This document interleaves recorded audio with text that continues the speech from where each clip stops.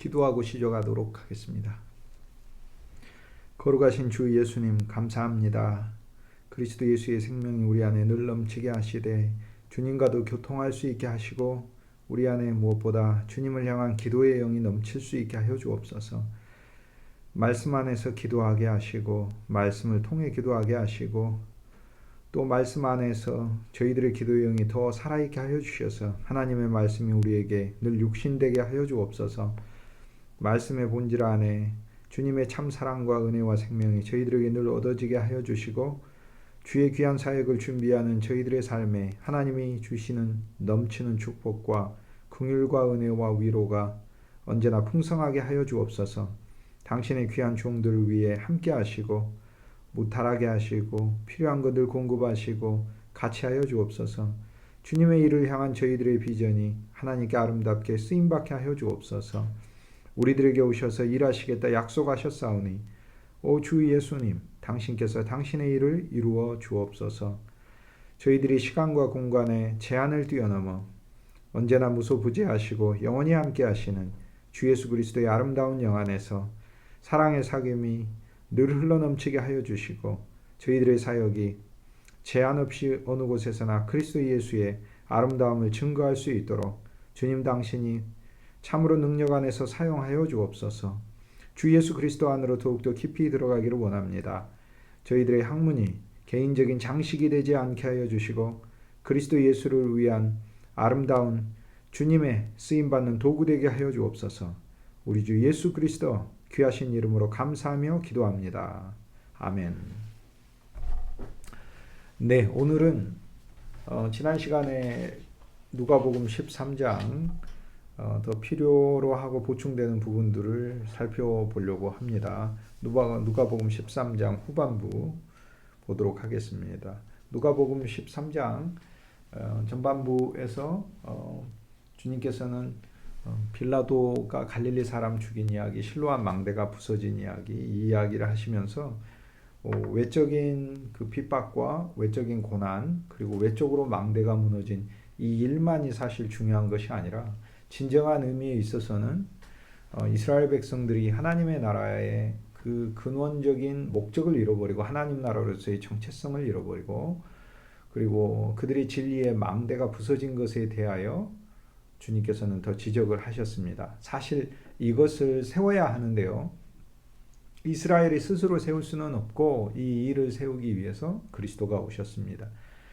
그리스도는 그리스도의 왕국을 지어놨어요. 그러므로 저들이 빌라도의 왕국 안에 있으면 망하게 돼 있는 거죠. 그리스도의 왕국으로 옮겨와야 되고 그리스도의 왕국으로 이동해야 할 것입니다. 이것이 회개인 거죠. 또 스스로 세웠던 율법의 망대, 자기의의 망대는 무너졌습니다. 그래서 많은 사람들이 죽었고요.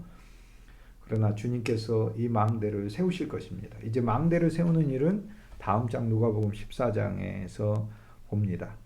누가복음 13장의 이제 흐름을 여러분이 아실 텐데 어찌되었든 기독교는 처음 시작부터 각 귀절들이 그리스도 예수를 계시한다. 그리스도 예수가 하시는 사역을 지금 이루시겠다는 약속을 드러내고 있다라는 믿음 위에서 말씀들을 대하였습니다. 주님께서는 안식일에서 약함의 영을 가진 여인을 고치셨죠. 그러면서 참 안식일이 무엇인가를 또 말씀하셨습니다. 안식일에 있어서 소와 나귀를 그들을 끌어내요. 외양간으로부터 데리고 나와서 우물로 그들을 인도하여 물을 마시게 하는 것이다. 이것이 사실 진정한 안식이죠. 회당장도 율법의 물을 먹이고 있었는데 주님께서는 그 율법의 물을 먹임에 있어 목마름만 있고 진정으로 참 생수이신 그리스도 예수가 오셔서 이제 그분이 먹이실 것으로 인도하시는 주님의 일에 대한 권면을 주님 말씀하셨습니다. 그 일 이후에 이제 그리스도의 예수는 이러한 주님의 사역이 놀랍고 풍성하게 확장될 것을 말씀하셨는데 두 가지 비유를 통해서 얘기를 하셨죠. 첫째는 겨자씨의 비유, 두 번째는 여인이 누룩이 들어간 떡을 만들어서 많은 사람을 먹이는 이 두 비유를 통해 주 예수님은 결국 하나님의 교회가 이렇게 성장할 것이다. 두 번째, 그리스도의 왕국과 복음이 이렇게 커질 것이다. 왕국과 복음이 커지면서 그 안에서 우리들의 그 믿음의 세계와 영역도 확장되는데 자연스럽게 주님이 일하시기 때문에 우리 역시 열매를 맺는 무화과 나무로 자라나겠죠. 그래서 주님께서는 이제 무화과 나무 비유를 13장 초반에 말씀하시고 그리고 안식일에서 그 무화과 나무의 열매 맺는 신앙으로 자라기 위해 우리 약함의 영을 고치시는 또 하나의 체험의 과정을 요구하시고 우리에게 이제는 겨자씨의 믿음과 누룩의 비밀을 가진 그 그리스도를 신뢰하고 의뢰하는 그 믿음으로 초대하고 계십니다.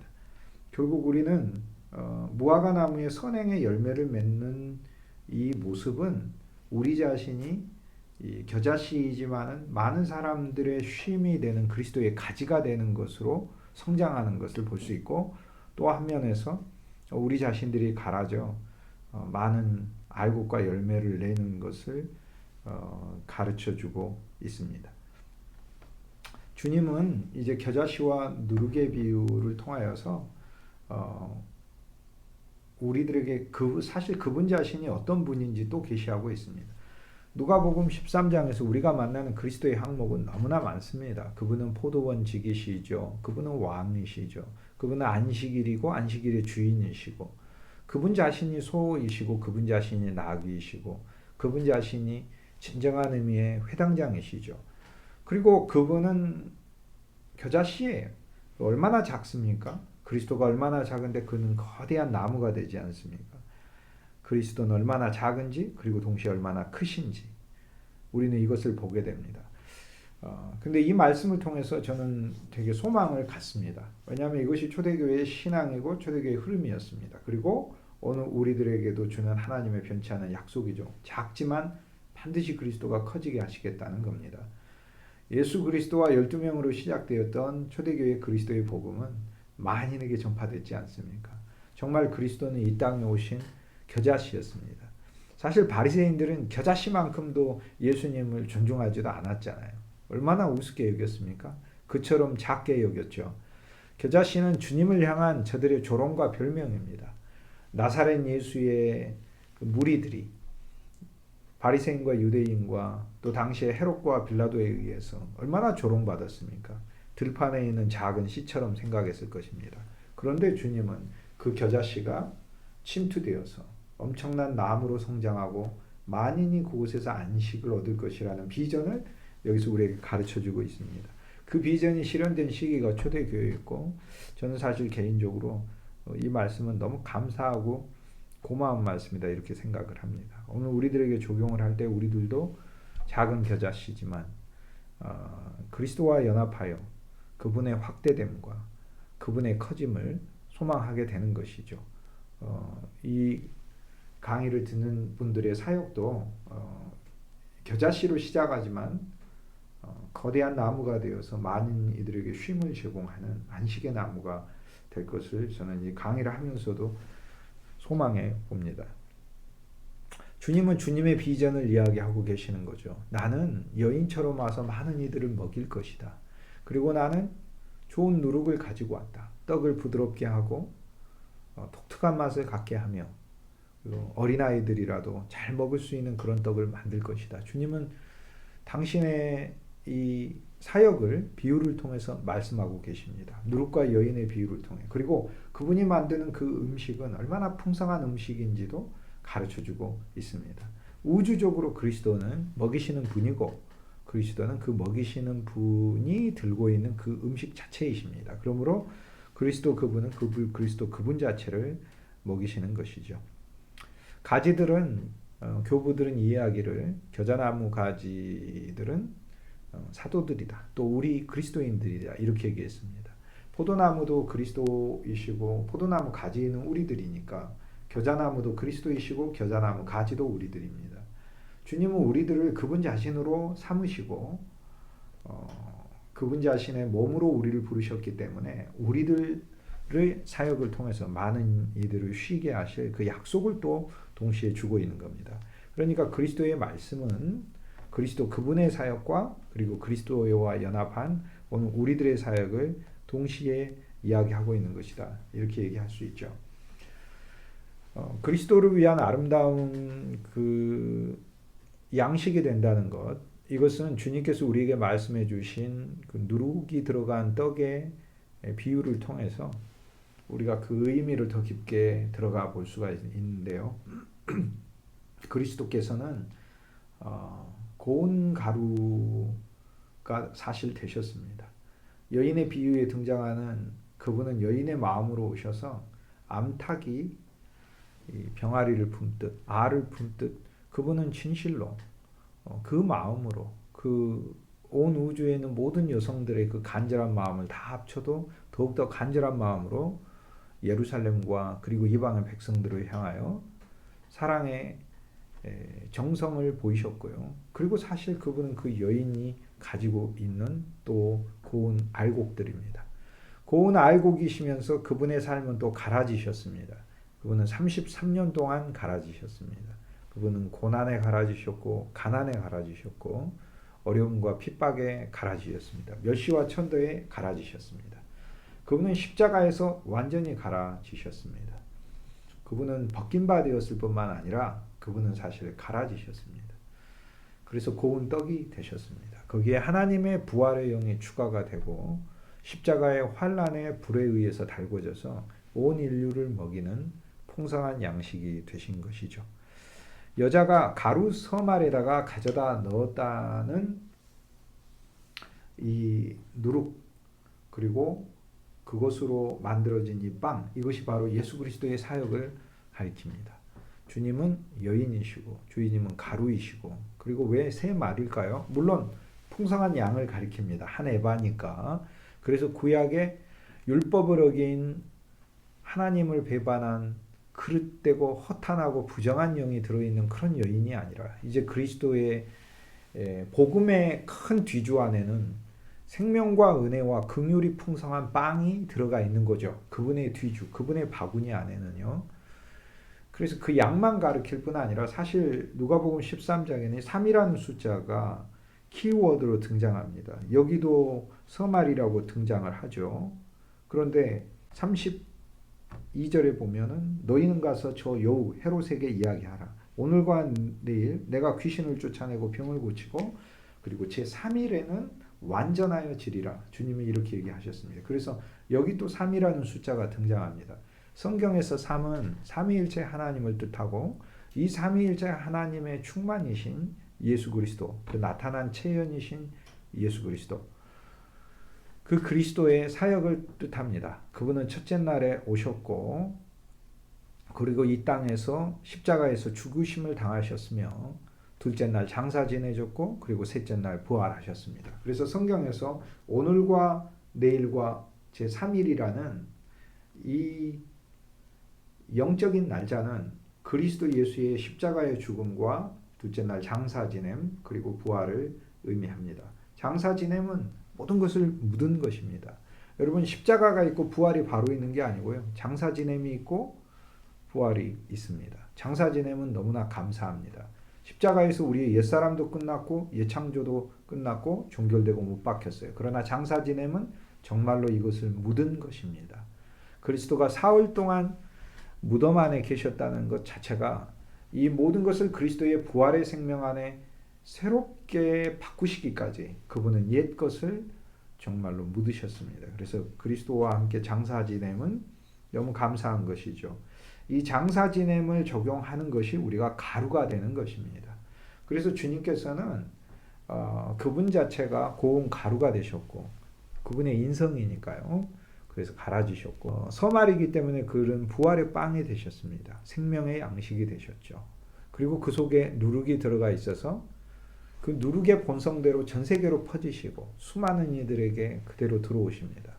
그리스도는 누룩으로 계시니까 얼마나 감사한지 모르겠어요. 그분은 저절로 퍼집니다. 우리가 그리스도를 알고 그리스도를 좋아하고 저와 여러분의 사역이 그리스도를 전파하는 사역이 될 때 그리스도는 진짜 퍼집니다. 저는 전 세계가 바이러스로 다 유행하는데 진짜 우주적인 정말 좋은 영적인 퍼지는 그 요인, 그것은 바이러스도 도저히 이길 수 없을 정도로 확장성이 강한 그 그리스도라는 영적인 자가 참으로 이 세상에서 가장 강력한 것이라고 생각합니다. 그리스도를 전하면 전할수록 그리스도라는 누룩은 퍼지게 되어 있습니다.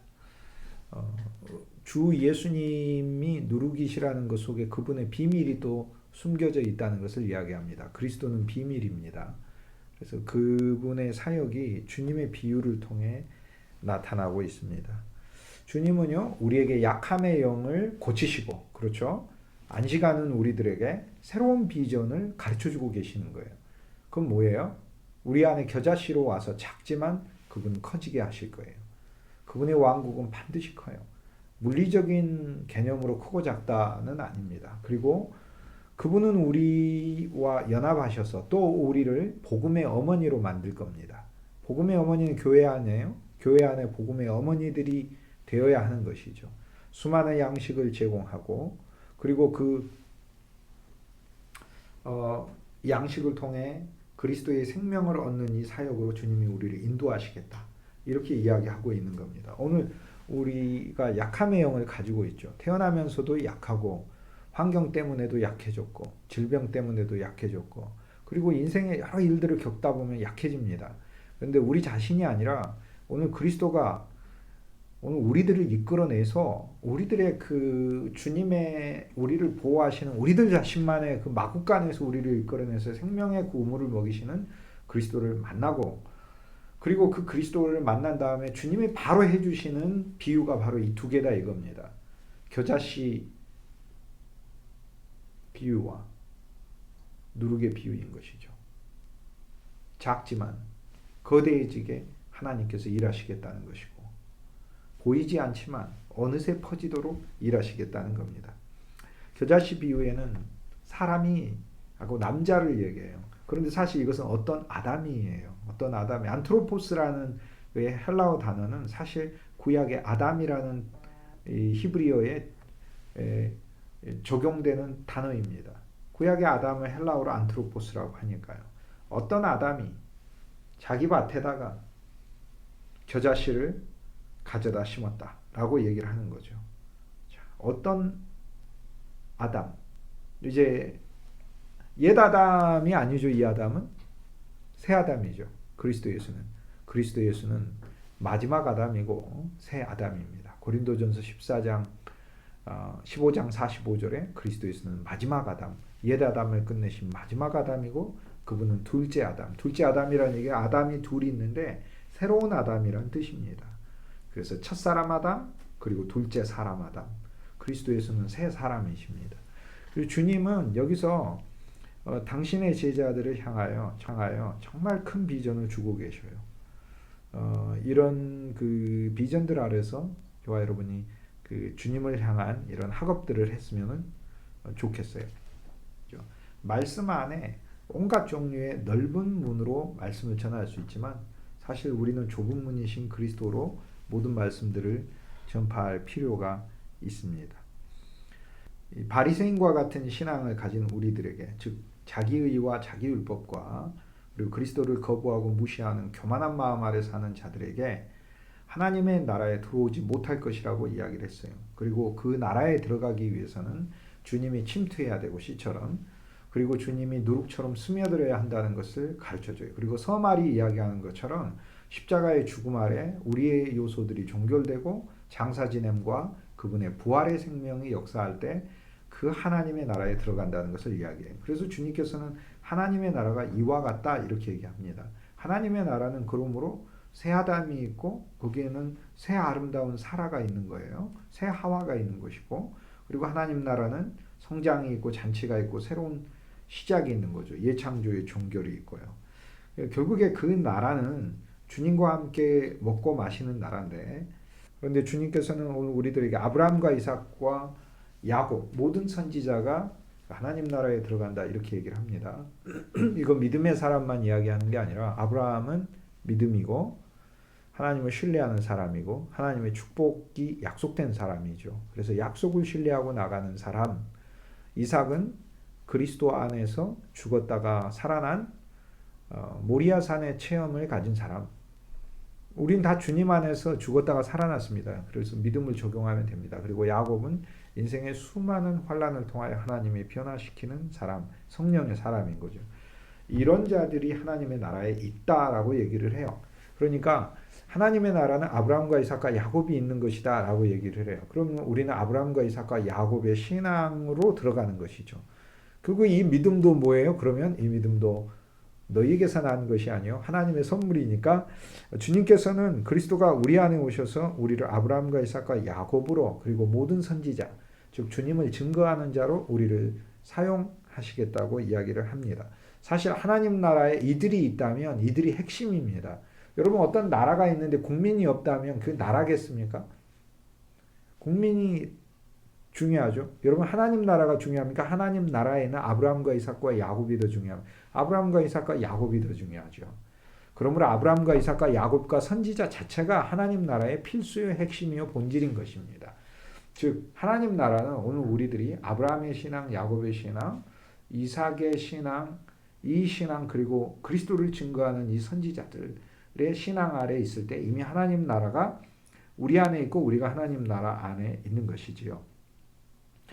그러나 주님께서는 이러한 신앙의 과정 속에 즉 아브라함의 일, 믿음의 일을 하지 않고 이삭의 일, 그리스도와 함께 모리아산에 들어지는 일이었고 야곱의 일, 인생에 많은 고난이 있지만 장자권을 소망하며 장자이신 예수 그리스도의 형상이 내게 이루어지기를 바라는 이 믿음의 길 안에 있지 않으면 너희는 밖에 쫓겨나서 슬피 울 것이다. 주님은 그렇게 얘기해요. 즉 하나님 나라의 잔치에 참여하지 못하는 것이죠. 이것은 역사적으로도 유대인들이 그리스도를 거부했기 때문에 하나님 나라에 들어오지 못하고 동서남북 먼 곳에서 이방인들이 하나님 나라로 들어올 것을 이야기합니다. 그리스도께서는 30절에 먼저 된 자로서 나중된 자가 있고 나중된 자로서 먼저 될 자가 있다. 이렇게 이야기를 합니다. 보라, 나중된 자로서 먼저 될 자가 있고 먼저 된 자로 나중될 자가 있다. 이렇게 얘기를 하죠.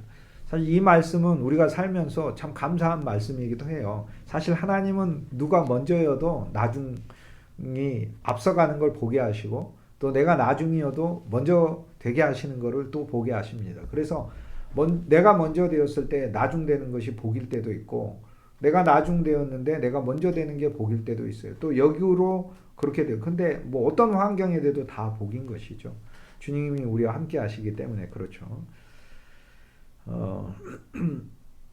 그런데 이 말씀에서 나중된 자가 먼저 될 자가 있는 거고 또 먼저 된 자가 나중될 자가 있는 것입니다. 근데 이 일들이 그리스도의 왕국의 원리라는 거예요. 그런데 이 일을 누가 하셨나요? 실은 이게 그리스도의 일이에요. 그리스도는 겨자이고 그리스도는 빵이고 그리스도는 고운 가루고 그리스도는 누룩이고 그리스도는 여인이고 그리스도는 새 아담이세요.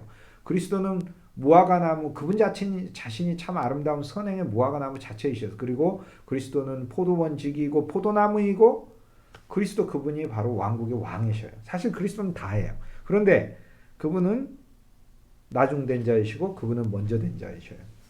그분은 만물 중에 으뜸이고 만물 중에 가장 먼저 된 자이세요. 그런데 그분은 만물의 가장 나중이 되셨어요. 고린도전서 15장 45절 마지막 아담이 되셨어요. 왜 마지막 아담이 되셨냐면 예수 그리스도의 십자가에서 그리스도가 죽으심을 당하실 때 그것이 만물의 종결이에요. 끝난 거라고요. 시대의 종결이라고요. 그리스도의 부활은 새로운 시대의 시작이에요. 우리가 주 예수님을 믿는다는 것은 이 사건이 우리 삶에 진짜 실제적으로 일어난 것을 믿는 거예요. 그러므로 우리 옛 세상에는 늘 십자가가 적용되면서 종결이 있는 거고 그리스도의 새 생명 아래 우리가 주님을 신뢰하고 사는 것은 언제나 새로운 삶이고 새로운 생활이에요. 부활의 차원과 십자가의 차원은 동시에 우리들에게 있는 것입니다. 그리스도 그분 자체가 나중된 자가 되셨어요. 그리고 그분이 먼저 된 자가 되셨습니다. 그분은 가장 나중되셨던 자가 새 창조 아래서 가장 먼저 된 자가 되시는 거예요. 사실 주님이 이 사역을 하셨고 이 사역이 오늘 우리들에게 있어야 되는 것이고 이것이 하나님 나라의 원리임을 가르쳐줘요. 유대인들은 율법으로 먼저 있었잖아요. 율법으로 먼저 있는 자들은 복음에서 나중이 되는 거죠. 애써 하나님의 의의를 모르고 자기 의의를 세우려고 하면 하나님 나라에서 가장 나중이 될 수밖에 없는 거 아니에요. 그리스도의 부활 안에서 새로 시작하는 이것을 우리에게 계시하시며 동시에 이 사역이 오늘 우리들에게 그대로 적용될 것을 이야기해요. 그리스도의 사역. 그다음 두 번째는 율법에서 먼저 되면 복음에서 나중되고 복음에서 먼저 되면 율법에서 나중되는 걸 가리켜요. 사실 우리는 복음에서 먼저 될 필요가 있습니다. 또 이 땅에서 무엇인가 먼저면 우리가 하나님께서 주님의 품 안에서 하나님의 왕국 안에서 그 하나님의 왕국 안에서는 나중되는 거예요. 이건 동시적인 거죠. 어떤 사람이 이 땅의 기준으로 높거나 뭐가 많거나 또 교만하거나 뭐 이렇게 돼 있다면 동시에 있는 하나님의 나라에서 그 사람은 정말 작은 거예요. 그 사람은 이 땅에서 먼저면 하나님의 나라에선 나중이니까 그 사람은 가난하고 벌거벗은 자로 있는 것이죠. 하나님의 나라에서 그리스도로 옷 입지 못하고 이 주님의 사역이 오늘 우리들에게 그대로 적용될 것을 이야기를 해요. 이것이 하나님 나라의 원리라는 겁니다. 오늘 우리들은 그리스도를 만났을 때 우리의 모든 먼저는 나중돼야 돼요. 그리고 우리의 모든 나중은 먼저 돼야 돼요. 오늘 이것과 유사한 그런 그 유명한 경구가 기독교 역사에 있어요. 이 로마 제국의 역사에 보면은 로마 제국이 지도가 좀 작아가지고 죄송합니다.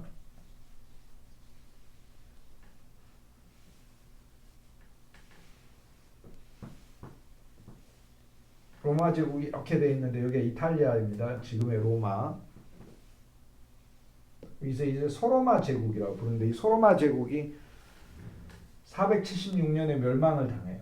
지역에 기독교 선교사들이 복음을 전합니다. 그래서 야만족들이 소로마를 멸망시키고 소로마가 멸망시킨 야만족 지역에 예수 그리스도의 복음을 수도사들이 선교사가 돼서 전하게 되는데 여기에 야만족의 왕국 중에 프랑크 왕국이라고 있어요.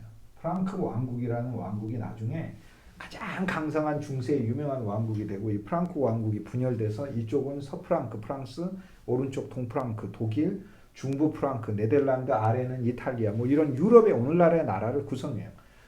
이것이 로마 제국 다음엔 그러니까 유럽엔 프랑크 왕국이 있었다 이렇게 이제 기억하면 돼요. 근데 이 프랑크 왕국의 첫 번째 왕이 클로비스인데 이 클로비스에서 로비스라는 이름이 루이라는 루이 프랑스 왕가의 이름의 근원이 되거든요. 프랑크 왕국의 첫 번째 왕 클로비스가 주님을 믿게 됩니다. 예수 그리스도를 영접하게 돼요. 그때 클로비스 왕을 세례를 주면서 레미기우스가 이런 얘기를 해요. 레미기우스가 한 얘기가 이 얘기예요. 나중에 이 프랑크 왕국이 크게 성장하게 되죠. 서유럽을 다 갖게 되죠. 그 이야기는 그만큼 기독교 왕국이 유럽에서 전역으로 확산됐다 그런 겁니다. 그 얘기입니다. 로마는 476년에 멸망하지만 프랑크 왕국이 클로비스 왕이 복음을 받아들이는 것은 497년이에요. 한 20년 정도 지났어요. 근데 그 레미기우스 주교가 프랑크 왕의 클로비스 왕을 세례를 주면서 이렇게 얘기를 합니다. 이렇게 얘기합니다. 영어로 제가 좀 써볼게요. Believe what you burn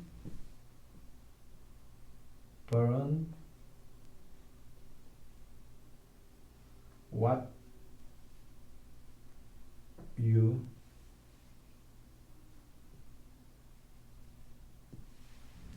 believed. 이게 무슨 말이냐면 믿어라. 너가 불태웠던 것을 믿어라. 이게 전에 예수 안 믿게 됐을 땐 야만적으로 교회당 불태우고 다녔어요. 그러니까 네가 불태웠던 것을 지금 믿고 burn what you believed. 네가 믿었던 것을 불태워라. 우상을 믿었었잖아요. 그 불태워라. 그리스도 안에서 먼저가 나중되고 나중이 먼저 되는 일이 일어나야 해요. 우리에게. 이것은 단지 우리 인생에 어떤 역전이 있음만을 말씀하는 것은 아니에요. 물론 그것도 의미해요. 하나님의 말씀은 너무 신비해서 별의별 방식으로 우리에게 사실 적용이 돼요. 그래서 오늘 우리들이 뭔가 뒤처졌다 하더라도 사실 소망이 있어요. 오늘 이 말씀이 곳곳에서 소망이에요. 겨자씨도 소망이고 누룩처럼 주님이 확 퍼지는 것도 소망이고 어느 날 갑자기 막 커지는 주님도 있으니까 겨자씨처럼. 그리고 서서히 퍼지는 주님도 있으니까. 먹이고 위로하는 주님도 있으니까. 우리 아브라함과 이삭과 야곱으로 만드시는 주님이 있으니까. 그런데 또 나중되어 있으나 먼저 되게 하시는 주님이 있으니까. 감사하죠. 근데 더 깊게 저희들이 들어가 보면 이제 먼저 되었던 것을 그리스도 안에서 나중되게 하고 나중되었던 것이 먼저 되게 하는 것이, 그것이 바로 주님을 생명 안에서 믿는 것이죠. 오늘 저희들이 소홀히 여겼던 그것을 그리스도 예수 안에서 새롭게 발견하여 그것들을 소망하는 것이죠. 그건 그리스도였지 않습니까? 이 그리스도 우리가 얼마나 무시했었습니까? 주님을 더욱더 소망하고 바라고, 이 주님이 우리 안에 침투되어서 더 확장되는 진실로 바라는 것이죠. 이 말씀은 저희들에게 그리스도 예수께서 어떤 사역을 하실 건가를 가르쳐주는 말씀이에요. 복음서를 읽을 때마다 그런 주님이 하시는 일에 대한 기대를 가지고 읽으면은 저희들은 초대교회가 가졌던 그 신앙, 그것과 괴를 같이 한다고 이야기할 수 있습니다.